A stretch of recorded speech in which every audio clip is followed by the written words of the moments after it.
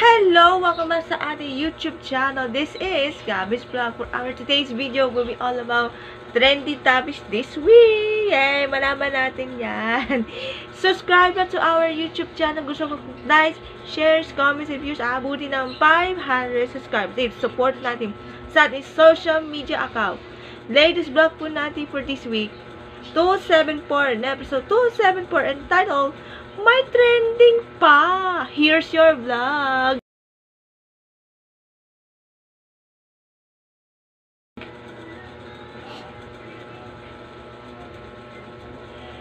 Okay, simulan natin. Una muna natin sa ating new time show highlights.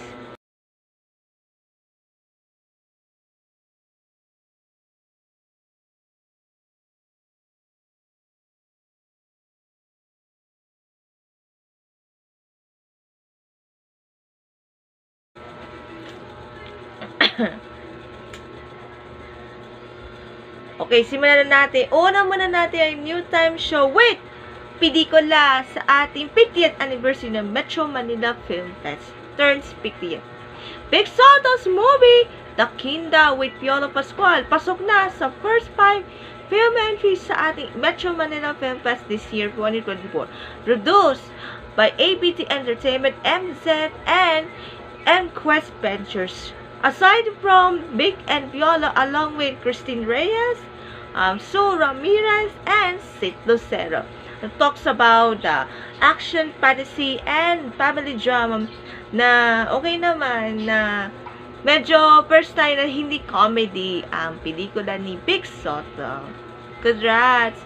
Alongside that, and the breadwinner is ng Star Cinema at the idea na first kami starring Vice Ganda, Eugene Domingo, Gina Parmenio, Maris Rakat, and Coco De Santos.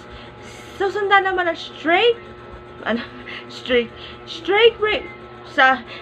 Breakers Haunted Hospital starring Jane De Leon and Enrique Hill. Powered by isang himala ng isang musical himala. Aisel Santos and Between Escondido and Jimmy Pictures, Green Bows, Sophia Pablo, Dennis Trillo, and Kylie Padilla. Congrats! And hopefully good luck sa ating lock-in tapings and regular tapings sa ating MMFF 50th anniversary. While sa ating Itbulaga Olympics kahapon, nakabawi na ang Red Team. Congratulations to Team Captain Riza May Dizon, Jose Manalo, May Mendoza, Karen Aistra, and Singing Queens, Anne and G. And hopefully sa ating 45th anniversary ng Itbulaga, congrats. Sa Game 3 pananarete along yung Game 1 parang yellow. At Game 2 nakabawi ang Red Team. Yay! Congrats! And hopefully sa ating 35th anniversary, gaganapin sa ating anniversary ng Itbulaga sa Meralco Theater. Ayan, congrats! Now, punta na tayo sa trending music.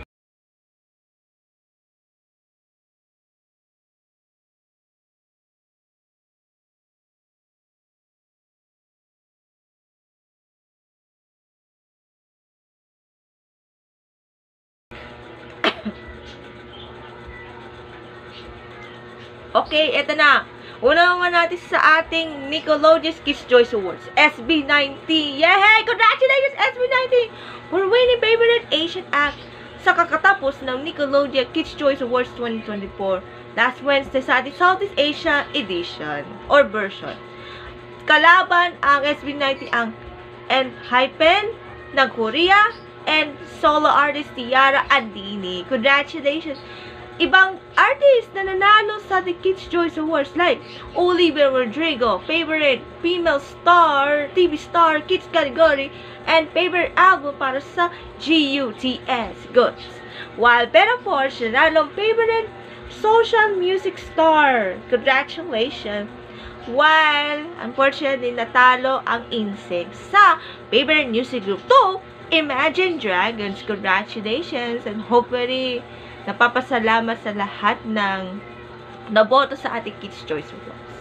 And for our local Pinoy news, na songs ay i-reveal sa ating himing handog PhilPop 2024's are ATM by Icy Guerra, Buhi by Ferdinand Aragon, Dining na Lang by Jolly Ann, Ghostwriter Kimo Gumatay, Kurba by Maki, Langit Lupa by Anne Ring, Jekka Morales, and Laika Estrella.